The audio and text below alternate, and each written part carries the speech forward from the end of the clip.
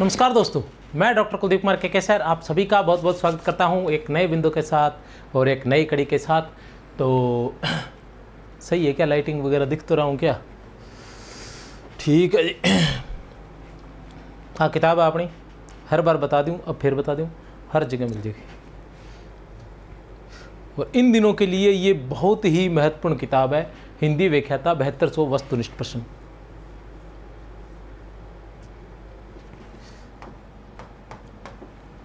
आचार्य चिंतामणि, क्योंकि आज हम रीतिकाल कर रहे हैं, रीतिकाल के अंतर्गत चिंतामणि को कर रहे हैं। और जो बड़े कवि हैं उनको अलग लेकर आऊँगा और जो छोटे कवि हैं उनको साथ लेकर आऊँगा, ताकि ये इसलिए है क्योंकि एक साथ जैसे रीतिबद्ध कवि कर दिया जाए तो विद्यार्थियों को ढूंढने में थोड़ी परेशानी रहती है कि कौन सा कवि, क्योंकि कुछ दिन निकलने के बाद हमें याद नहीं रहता कि रीतिबद्ध कवि कहाँ है, रीतिमुक्त कवि कौन कौन से हैं, और रीतिसिद्ध, रीतिमुक्त और रीतिसिद्ध तो रह जाते हैं, ठीक है ना। रीतिबद्ध में समस्या रहती है और अचानक कुछ विद्यार्थी जो नए हैं वो तो बिल्कुल भी नहीं ढूंढ पाते हैं।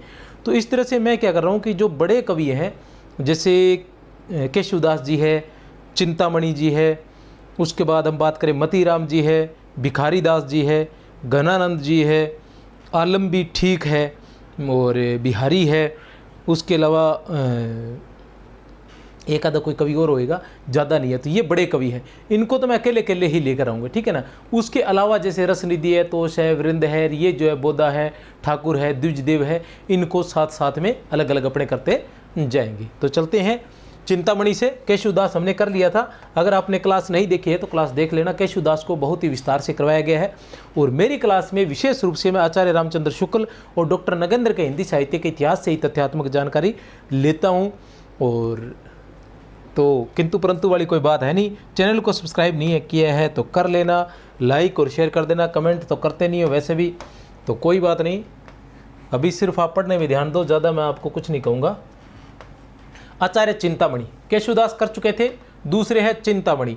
अब चिंतामणि की बात करें, जो मैं कवि करवा रहा हूँ वो भी क्रम से करवा रहा हूँ। और अभी आज ही मुझे याद आया है कि मैं एक बार इनका क्रम भी करवा दूँ, भी पहले दूसरा तीसरा कवि कौन से है तो वो भी मैं करवा दूंगा, ठीक है ना। चिंतामणि का जन्म 1600 ईस्वी में कोंडा जहानाबाद जिला फतेहपुर उत्तर प्रदेश में हुआ था।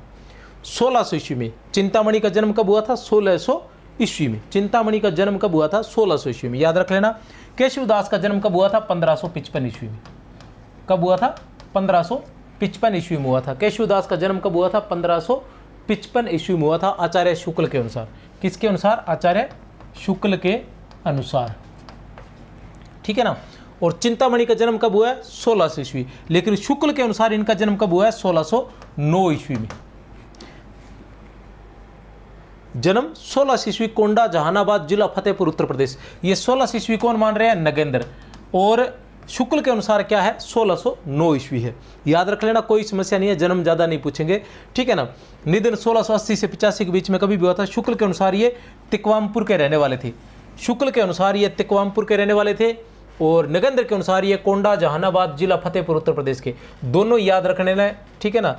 और तिकवामपुर तो जरूर याद रखना है, लेकिन बाद में ये असंगत मतलब गलत सिद्ध हो गया था तिकवामपुर वाला। तो ऐसा कहते हैं कि ये वहाँ ये कवि थे तो वहाँ पर बुलाया गया था, वहाँ के रहने वाले नहीं थे। रहने वाले तो ये यहीं के थे, जहानाबाद के।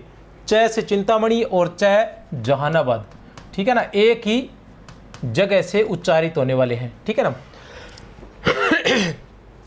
पिता का नाम रत्नाकर त्रिपाठी था, कोई किंतु परंतु नहीं है। राजाश्रय इनको किस किस का रहा था? ये बहुत ही महत्वपूर्ण।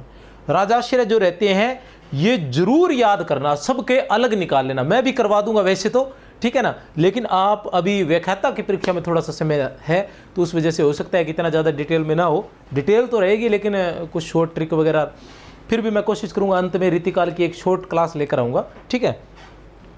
राजाश्रय किस किस का प्राप्त था? ये बहुत ही महत्वपूर्ण है, ये सभी के आपने याद करने हैं। रीतिकाल की जो सबसे महत्वपूर्ण कड़ी है वो ये राजाश्रय है और ये याद नहीं होते हैं। शाहजी भोंसले का, शाहजहां का और दारा शिकोह का, ठीक है ना, इनको राज आश्रय प्राप्त था। शाहजी भोंसले, शाहजहां और दारा शिकोह। शाहजी भोंसले, शाहजहां और दारा शिकोह। आचार्य शुक्ल के अनुसार रीतिकालीन आचार्यों में चिंतामणि का नाम सबसे पहले लिया जा सकता है। आचार्य शुक्ल के अनुसार आचार्य रामचंद्र शुक्ल क्या कहते हैं कि रीतिकालीन आचार्यों में आचार्य रामचंद्र शुक्ल, कौन? आचार्य रामचंद्र शुक्ल क्या कहते हैं वो कहते हैं कि रीतिकालीन आचार्यों में चिंतामणि का नाम सबसे पहले लिया जा सकता है।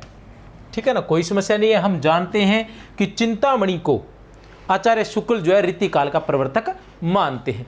चिंतामणि को आचार्य शुक्ल जो है वो रीतिकाल का प्रवर्तक मानते हैं। ये सारी बातें केशवदास में मैं करवा चुका हूँ। एक बार थोड़ा सा रिवाइज और करवा दूं कि चिंतामणि को इन्होंने प्रवर्तक माना है। इसके पीछे दो कारण रहे हैं, तीसरी बार बता रहा हूं मैं, दो कारण रहे हैं। पहला कारण तो ये रहा है कि जो केशवदास की परंपरा थी, जो केशवदास की परंपरा थी वो 50-60 पहले की थी। शुक्ल कह रहे हैं कि जो रीतिकाल की जो परंपरा चली है, ठीक है ना, रीति की लक्षण ग्रंथों की जो परंपरा चली है वो केशव के 50-60 वर्ष बाद चली थी। कारण यही है कि केशव का जन्म 1555 में हुआ था, ठीक है ना, और 1617 में उनका निधन हो गया था, और रीतिकाल जो है वो 1643 में शुरू हुआ था। अतः उनका कहने का तात्पर्य यह है कि 50-60 वर्ष बाद। इसके पीछे कारण यह भी हो सकता है उनकी अंतिम रचना भी वैसे 1612 में आई थी, जहांगीर जसचंद्रिका केशव की। तो वो कह रहे हैं कि 50-60 वर्ष बाद ये परंपरा जो है ये शुरू हुई थी, ठीक है ना, रीतिकाल की। एक कारण तो ये रह गया क्योंकि इतना अंतर आ गया ना। अगर केशव से ये परंपरा प्रारंभ होती लक्षण ग्रंथों की तो उसी वक्त शुरू हो जाती, ये 50-60 वर्ष का अंतर नहीं आता। एक बात। दूसरा जो कारण मानते हैं चिंतामणि को प्रवर्तक मानने का, वो ये कहते हैं कि केशवदास की जो परंपरा थी, केशवदास ने जो अनुसरण किया था वो भाम्य, दंडी और उद्भट, भाम्य, दंडी और उद्भट की अलंकारवादी परंपरा का अनुसरण किया था। ठीक है ना, भाम्य, दंडी और उद्भट की अलंकारवादी परंपरा का अनुसरण किया था।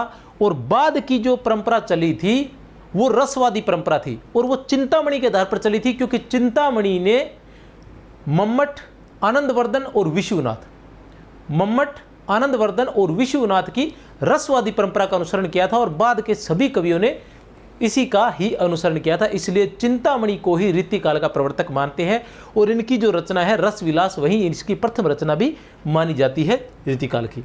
तो इसलिए इन्होंने इसको मेरे कारण बता दिया है। आगे आचार्य शुक्ल और लिखते हैं, वो क्या लिखते हैं, बाबू रुद्र शाह सोलंकी, शाहजहां बादशाह और जैनदी अहमद ने इनको बहुत दान दिए थे। अब पीछे भी अपने पढ़कर आए थे शाहजहां भोंसले। कौन कौन से पढ़कर आए थे? शाहजहां भोंसले, शाहजहां हैं, संभाजी भोंसले के क्या नाम है, सॉरी, शाहजी भोंसले, ठीक है, शाहजहानी, शाहजी, शाहजी भोंसले, शाहजहां, और उसके बाद आ देते हैं दारा शिकोह। ये तीन लोग, ठीक है ना। आश्रयदाता की बात करें हम तो ये रह गए तीन लोग। कौन कौन से हैं? शाहजी भोंसले, शाहजहां और दारा शिकोह, ये हुए। और इधर हम बात करें तो किनके नाम आ गए? बाबू रुद्र शाह सोलंकी, इन्होंने भी दान दिए थे, तो ये भी इनके आश्रयदाता माने जा सकते हैं। शाहजहां बादशाह, ये नाम ऊपर आ गया, कोई समस्या नहीं है। जैनदी अहमद, ये 6 के 6 नाम आपने, 6 क्या 5 ही हो गए, ठीक है, 3 और 1 2 3 4 और ये 5, ये याद रखने। इनको बहुत दान दिए इन्होंने। अपने ग्रंथ में कहीं कहीं अपना नाम मणिमाल भी रखा है। चिंतामणि का उपनाम जो है वो मणिमाल भी है। इनकी रचनाओं में कहीं कहीं इनका नाम जो है वो मणिमाल भी मिलता है। नगेंद्र के अनुसार, किसके अनुसार? नगेंद्र के अनुसार, नगेंद्र के अनुसार कहा जाता है कि चिंतामणि, मतीराम, भूषण और जटाशंकर, मतीराम, भूषण, चिंतामणि, मतीराम, भूषण और जटाशंकर के भाई थे, ठीक है ना। मतलब ये जटाशंकर भाई थे, लेकिन आधुनिक शोधों में यह सब भ्रामक सिद्ध हो गया है। चिंतामणि राजा हमीर के कहने से, चिंतामणि राजा हमीर के कहने से भूषण और मतीराम के साथ तिकवामपुर में आ बसे थे, तिकवामपुर में आ बसे थे, आ बसे थे। अब ये क्या बात है? यही बात मैं बताता हूं कि आचार्य रामचंद्र शुक्ल ने, ये किसके बारे में कह रहे हैं? शुक्ल के बारे में। शुक्ल ने कहा था, शुक्ल ने क्या कहा था?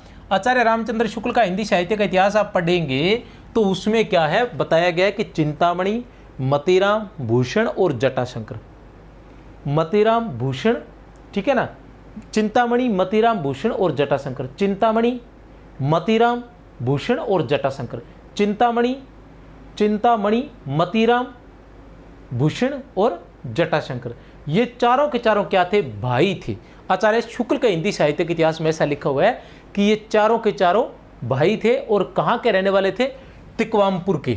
कहाँ के रहने वाले थे? तिकवामपुर के। हम चिंतामणि के बारे में भी मैं बता कर आया हूँ कि आचार्य शुक्ल ने उनका निवास स्थान तिकवामपुर माना है, लेकिन डॉक्टर नगेंद्र कहते हैं कि आधुनिक शोधों से यह भ्रामक सिद्ध हो गया, ये चारों भाई नहीं थे, ये चारों भाई नहीं थे। अब क्या बात है, ये चारों भाई तो नहीं थे। अब और चिंतामणि का जो इन्होंने जन्म स्थान माना है वो ऐसा कह रहे हैं कि ये कहाँ के रहने वाले थे? जहानाबाद के रहने वाले थे। कहाँ के रहने वाले थे? जहानाबाद के। जिला कौन सा था? फतेहपुर। जिला कौन सा था? फतेहपुर। राज्य कौन सा था? उत्तर प्रदेश। ठीक है ना। तो जहानाबाद के रहने वाले थे, लेकिन राजा हमीर के कहने से ये तिकवामपुर आकर बस गए थे। ठीक है, अब ये कहानी है। प्रमुख रचनाएं, प्रमुख रचनाओं की ट्रिक करवा दी जाएगी, चिंता न करें। रस विलास, छंद विचार पिंगल, श्रृंगार मंजरी, कविकुल कल्पतरु, कृष्ण चरित, काव्य विवेक, काव्य प्रकाश, कवित्व विचार, रामायण और रामाश्वमेघ। ठीक है ना। कवित्व विचार,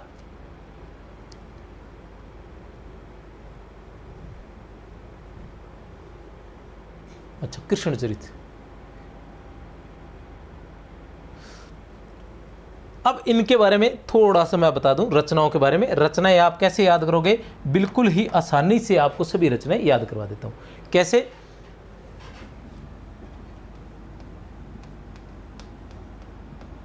चिंतामणि की प्रमुख रचनाएं, चिंतामणि की प्रमुख रचनाएं, यह है चिंतामणि की प्रमुख रचनाएं।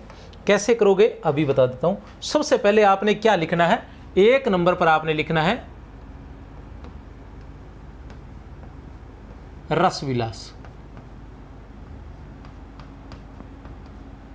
ठीक है। 2 नंबर पर आपने क्या लिखना है?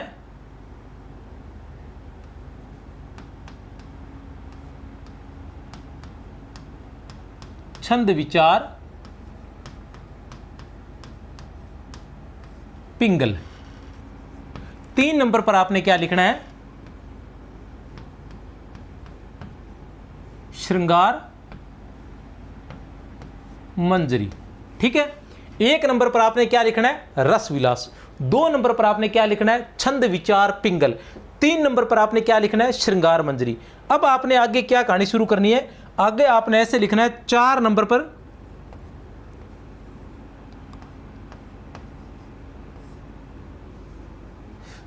पर आप क्या लिखोगे?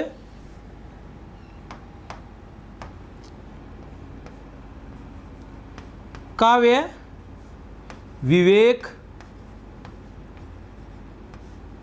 ठीक है। 5 पर काव्य प्रकाश और 6 पर कविकुल कल्पतरु। ठीक है ना। इस तरह से काव्य विवेक, काव्य प्रकाश और कवि कल्पतरु। काव्य विवेक, काव्य प्रकाश और कवि कल्पतरु। काव्य विवेक, काव्य प्रकाश और कवि कल्पतरु। ये काव्य विवेक, काव्य प्रकाश और कवि कल्पतरु, इसको इस तरह से लिख लेंगे। फिर आप आगे चलेंगे। आगे चल के आप लिखेंगे 7 नंबर पर। 7 नंबर पर आप लिखेंगे कवित्व विचार,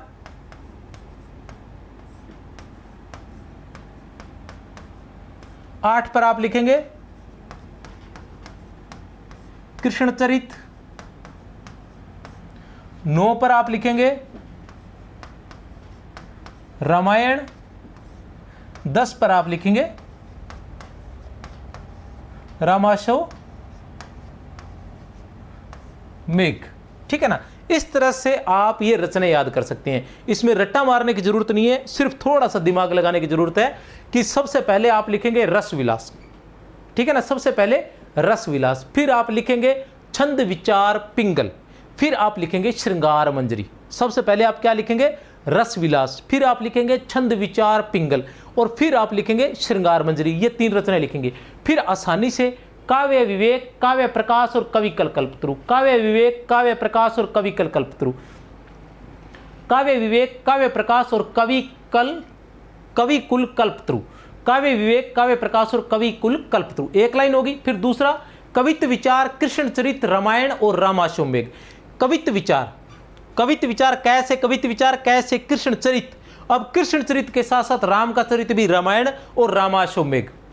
कवित्व विचार, कृष्ण चरित, रामायण और रामाश्वमेघ।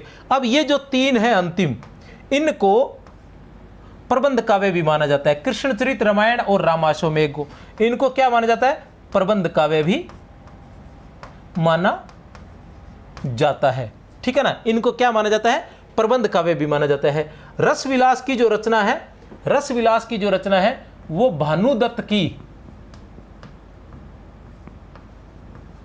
भानुदत्त की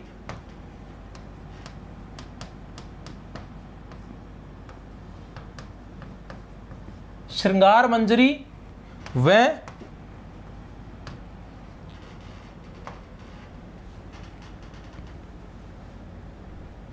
भानुदत्त की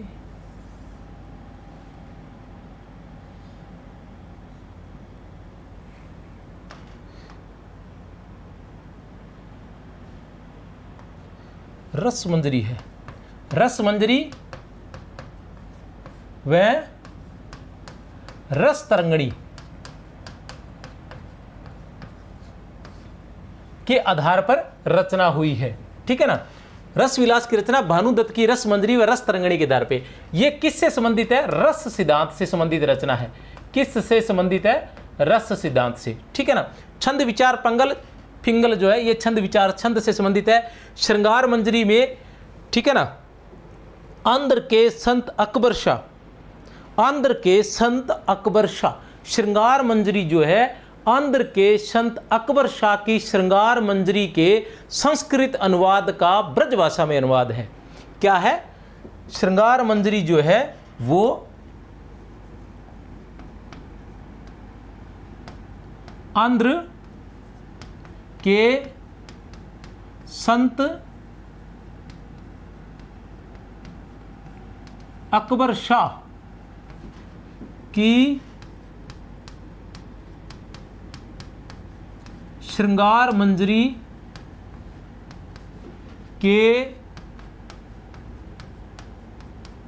संस्कृत अनुवाद का ब्रजभाषा में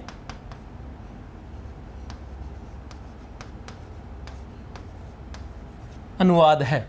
श्रृंगार मंजरी जो है वो आंध्र के संत अकबर शाह की श्रृंगार मंजरी के संस्कृत अनुवाद का ब्रजभाषा में अनुवाद है। उसके अलावा काव्य विवेक, काव्य प्रकाश, कवि कुल कल्पतरु, कवि कल कल्पतरु है जो कवि कुल कल्पतरु जो है ये क्या है? एक प्रकार का सर्वांग निरूपक। पूछा जाए कि बहुत ही महत्वपूर्ण है, ये आपको बता दूं, बहुत ही महत्वपूर्ण है ये कि चिंतामणि का सर्वांग निरूपक ग्रंथ कौन सा है? तो वो है कवि कुल कल्पतरु। सर्वांग निरूपक ग्रंथ कौन सा है? तो वो है कवि कुल कल्पतरु। एक बार फिर से आपको याद करवा दूं कि बड़ी ही आसानी से चिंतामणि की रचनाएं आप याद कर सकते हैं। 1 नंबर पर आएगा रस विलास, 1 नंबर पर आएगा रस विलास, 2 नंबर पर आएगा छंद विचार पिंगल, 2 नंबर पर आएगा छंद विचार पिंगल, 3 नंबर पर आएगा श्रृंगार मंजरी। उसके बाद काव्य विवेक, काव्य प्रकाश और कवि कुल कल्पतरु, काव्य विवेक, काव्य प्रकाश और कवि कुल कल्पतरु। उसके बाद आ जाएगा क्या था? कवित्व विचार, कृष्ण चरित, रामायण और रामाश्वमेघ। कवित्व विचार, कृष्ण चरित, रामायण और रामाश्वमेघ, ये इनकी रचनाएं थी। चलते चलते केशवदास की रचनाओं की एक याद करवा देता हूं कि केशवदास रसिक ने नक्शी कवि रामचंद और रत्नवीर को केशवदास रसिक ने नक्शिक कवि रामचंद और रतनवीर को विज्ञान गीता देकर जहांगीर के पास भेजा। याद रख लेना, ट्रिक है ये। प्रमुख रचनाएं और महत्वपूर्ण तथ्य। रस विलास, रस विलास की हम बात करते हैं तो इस रचना से रीतिकाल का आरंभ माना जाता है। भानुदत्त की रस मंजरी पर आधारित है। भानुदत्त की रस मंजरी पर ये और रस तरंगिणी पर आधारित है ये। रस मंजरी के अतिरिक्त, भानुदत्त की रस मंजरी के अतिरिक्त धनंजय के 10 रूपक का, विश्वनाथ के साहित्य दर्पण का आश्रय लिया गया है। किसमें? रस विलास में। चिंतामणि के रस विलास में भानुदत्त की रस मंजरी, ठीक है ना, भानुदत्त की रस मंजरी, धनंजय के 10 रूपक या दशक रूपक, भानुदत्त की रस मंजरी और धनंजय के दशक रूपक और विश्वनाथ के साहित्य दर्पण का आश्रय लिया गया। किसमें? रस विलास में। उसके बाद आता है छंद विचार पिंगल। रस विलास के बारे में कोई और बात जोड़ी है तो मैं देख लेता हूं।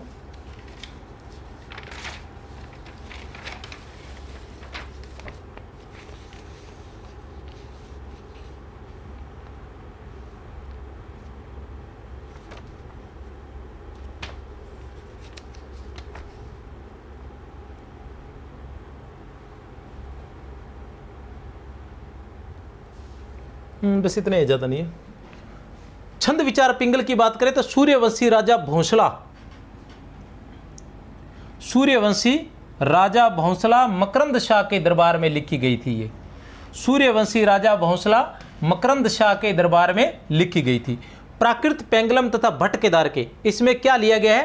प्राकृत पेंगलम तथा भट्ट केदार के वृत्त रत्नाकर के आधार पर कृष्ण का चरित्र वर्णन किया गया है। इसमें छंद विचार पिंगल में प्राकृत पेंगलम तथा भट्ट केदार के वृत्त रत्नाकर के आधार पर कृष्ण का चरित्र चित्रण किया गया है। किसमें? छंद विचार पिंगल में। छंद विचार पिंगल में क्या किया गया है? प्राकृत पेंगलम तथा भट्ट केदार के वृत्त रत्नाकर के आधार पर कृष्ण का चरित्र वर्णन किया गया है। शुक्ल क्या लिखते हैं? आचार्य रामचंद्र शुक्ल जो है वो क्या लिखते हैं इस रचना के बारे में कि शिवशय सरोज में लिखा है। आचार्य शुक्ल लिखते हैं कि शिवशय सरोज में लिखा है कि ये बहुत दिन तक नागपुर के सूर्यवंशी भोंसला मकरंद शाह के यहाँ रहे और उन्हीं के नाम पर छंद विचार नामक पिंगल का बहुत भारी ग्रंथ बनाया। ठीक है ना, ये बहुत दिन तक नागपुर के, कहाँ लिखा हुआ है, किसको लिख रहे हैं? शिवशय सरोज में लिखा हुआ है। शुक्ल कहते हैं कि शिवशय सरोज में लिखा हुआ है कि ये बहुत दिन तक, चिंतामणि जो है वो बहुत दिन तक नागपुर के सूर्यवंशी भोंसला मकरंद शाह के यहाँ रहे और उन्हीं के नाम पर छंद विचार नामक पिंगल का बहुत भारी ग्रंथ बनाया। फिर आता है कवि कुल कल्पतरु। कवि कुल कल्पतरु की बात हम करते हैं। कवि कुल कल्पतरु में क्या है? काव्य के दशांगों का निरूपण किया गया है, अर्थात ये सर्वांग निरूपक ग्रंथ भी है। काव्य के दशांगों का निरूपण किया गया है। इसकी रचना लगभग 1650 ईस्वी मानी जाती है और एक और है शुक्ल के अनुसार ये 1643 है। बिल्कुल सही है, शुक्ल के अनुसार इसकी रचना 1643 है। डॉक्टर नगेंद्र के अनुसार इसकी रचना 1650 है, शुक्ल के अनुसार ये 1643 ईस्वी में कौन सी? कवि कुल कल्पतरु। रसविलास, श्रृंगार मंजरी, छंद विचार पिंगल और कवि कुल कल्पतरु, ये 4 रचनाएं जो है वो बहुत ही महत्वपूर्ण है। चिंतामणि की 4 रचनाएं बहुत ही महत्वपूर्ण है। पहली तो है रसविलास, दूसरी है छंद विचार पिंगल और तीसरी है श्रृंगार मंजरी और चौथी है कवि कुल कल्पतरु। रसविलास और कवि कुल कल्पतरु सर्वाधिक महत्वपूर्ण है। कवि कुल कल्पतरु के बारे में यही पूछा जाएगा कि ये सर्वांग निरूपक है या विशिष्टांग निरूपक है। ठीक है ना। इसमें 1133 पद्य है और 8 प्रकरण है। इसमें क्या है? 1133 पद्य है और 8 प्रकरण है। आचार्य शुक्ल का हिंदी साहित्य का इतिहास भी प्रकरणों में ही विभाजित है। डॉक्टर रामकुमार वर्मा का हिंदी साहित्य का इतिहास भी प्रकरणों में ही विभाजित है और ये भी प्रकरणों में है। 1133 पद्य है और 8 प्रकरण है। किसमें? कवि कुल कल्पतरु में। किसमें? कवि कुल कल्पतरु में 1133 पद्य है और 8 जो है वो प्रकरण है। 1133 जो है वो पद्य है और 8 जो है वो प्रकरण है। आगे चलते हैं। इस रचना में मम्मट के काव्य प्रकाश किसमें? कवि कुल कल्पतरु में। किसमें? कवि कुल कल्पतरु में मम्मट के काव्य प्रकाश का विश्वनाथ के प्रताप रुद्र यशोभूषण, प्रताप रुद्र यशोभूषण, धनंजय के दश रूपक, अकबर शाह की श्रृंगार मंजरी और रस तरंगिणी के आधार पर काव्य के दशांगों का विवेचन प्रस्तुत किया गया है। ठीक है ना। इस रचना में मम्मट के काव्य प्रकाश, विश्वनाथ के प्रताप रुद्र यशोभूषण, धनंजय के दश रूपक, अकबर शाह की श्रृंगार मंजरी और रस तरंगिणी के आधार पर काव्य के दशांगों का विवेचन प्रस्तुत किया गया है। किसमें? कवि कुल कल्पतरु में। किस रचना की बात चल रही है? कवि कुल कल्पतरु। कवि कुल कल्पतरु में क्या है? मम्मट के काव्य प्रकाश और विश्वनाथ के प्रताप रुद्र यशोभूषण। मम्मट के काव्य प्रकाश, विश्वनाथ के प्रताप यशोभूषण और धनंजय के दश रूपक, अकबर शाह की श्रृंगार मंजरी और रस तरंगिणी के आधार पर। श्रृंगार मंजरी की हम बात करते हैं तो ये नायक नायिका भेद ग्रंथ है। श्रृंगार मंजरी जो है वो नायक नायिका भेद ग्रंथ भी है। अगर पूछा जाए कि नायक नायिका भेद का ग्रंथ कौन सा है चिंतामणि का, तो वो है श्रृंगार मंजरी। कौन सा है? श्रृंगार मंजरी। ठीक है ना, याद रख लेना। श्रृंगार मंजरी में आंध्र के संत अकबर शाह की श्रृंगार मंजरी के संस्कृत अनुवाद का ब्रज भाषा में अनुवाद पढ़ा चुके हैं। उसके अलावा कवित विचार है, रामायण है और रामाशो मेघ है। इनकी रचनाएं जो है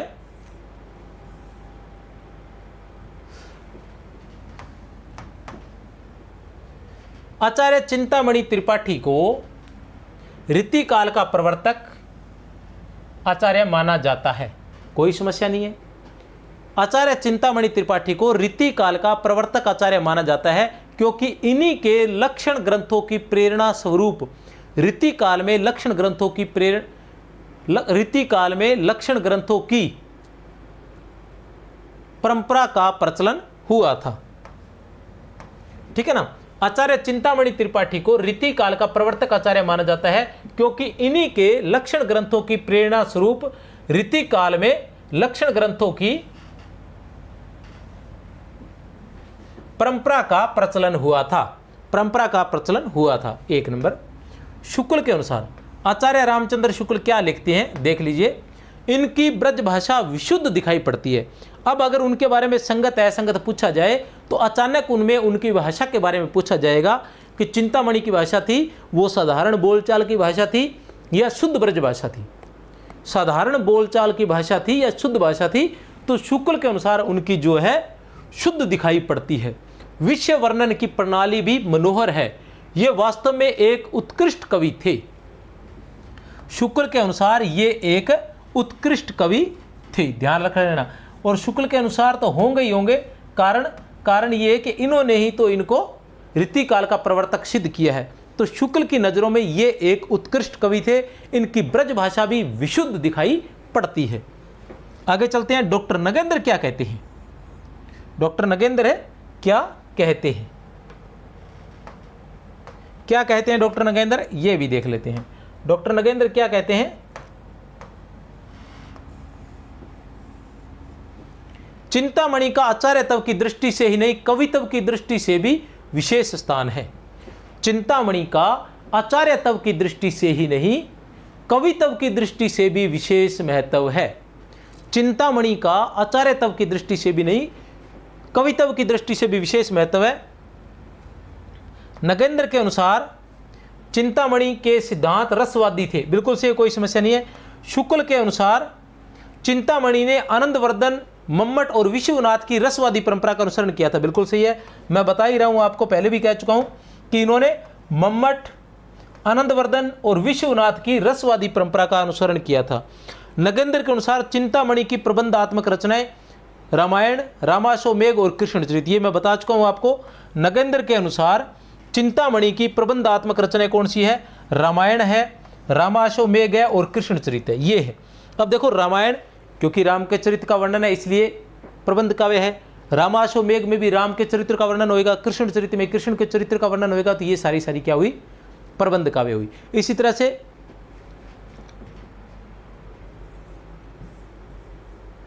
चिंतामणि ने अपनी रचनाओं में कवित्व और सवैया का प्रयोग सर्वाधिक किया है।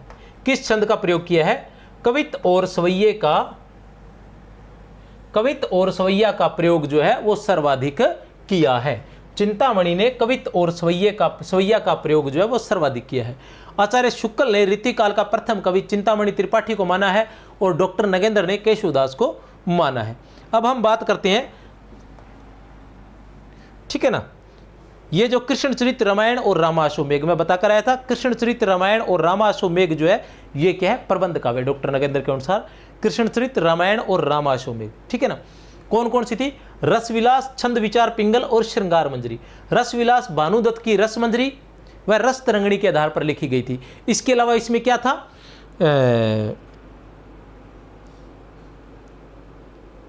धनंजय का 10 रूपक, ठीक है ना, धनंजय के 10 रूपक का भी इसके अंदर सारा लिया गया था। फिर छंद विचार पिंगल है। छंद विचार पिंगल है, ये क्या है कि मकरंद शाह के दरबार में लिखी गई थी। ये छंद विचार पिंगल जो है मकरंद शाह के दरबार में लिखी गई थी। इसमें कितने ये क्या? एक सेकंड बेटा,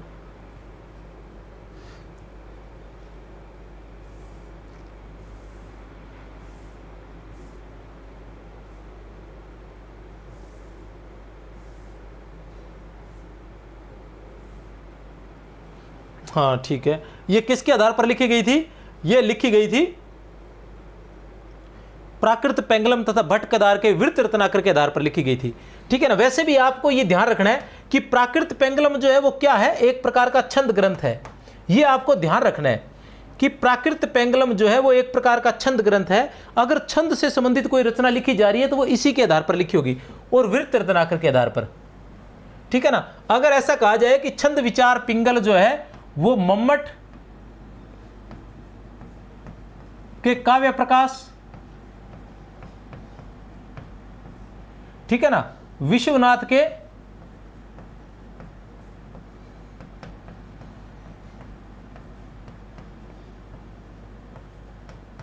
साहित्य दर्पण, तो इन पर नहीं होगी, ठीक है ना। कारण ये रहता है क्योंकि ये क्या है? रस ग्रंथ है। तो जो छंद ग्रंथ है, जैसे रस से संबंधित, अगर साहित्य विलास रस विलास आएगा तो रस विलास को आप इनके आधार पर मान सकते हैं, ठीक है ना। अगर श्रृंगार मंजरी आए तो भी वो इनके आधार पर मान सकते हो, क्योंकि श्रृंगार मंजरी रस विलास दोनों ही श्रृंगार के ग्रंथ है, ठीक है ना, यह रस से संबंधित ग्रंथ है।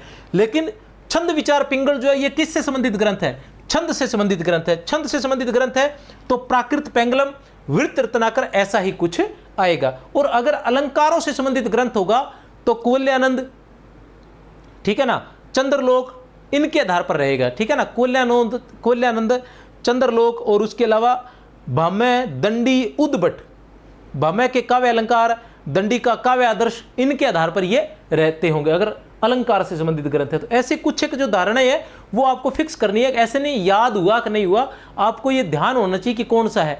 जो छंद से संबंधित रचना है वो छंद के ग्रंथों के आधार पर लिखी जाएगी, जो अलंकार से संबंधित है वो अलंकार वाले ग्रंथों के आधार पर, और जो रस से संबंधित है वो रस वाले ग्रंथों के आधार पर लिखी जाएगी। अधिकतर जो रस से संबंधित होएगा उनका जो आधार ग्रंथ होएगा वो रुद्र भट्ट का श्रृंगार तिलक, और सबसे अधिक भानुदत्त की रस मंजरी और रस तरंगिणी, भानुदत्त की रस मंजरी और रस तरंगिणी, उसके अलावा मम्मट का काव्य प्रकाश, विश्वनाथ का साहित्य दर्पण, ठीक है ना, इनके आधार पर, रुद्र भट्ट की श्रृंगार तिलक, इनके आधार पर लिखा जाएगा। अलंकार ग्रंथ होगा तो वो भाम्य, दंडी, उद्भट के आधार पर लिखा जाएगा, चंद्रलोक के आधार पर लिखा जाएगा, कुवल्यानंद के आधार पर लिखा जाएगा। छंद से संबंधित ग्रंथ होगा तो वो प्राकृत पेंगलम और कवित्र रत्ना, क्या नाम है ये, वृत्त रत्नाकर, प्राकृत पेंगलम और वृत्त रत्नाकर, प्राकृत पेंगलम और वृत्त रत्नाकर के आधार पर लिखा जाएगा।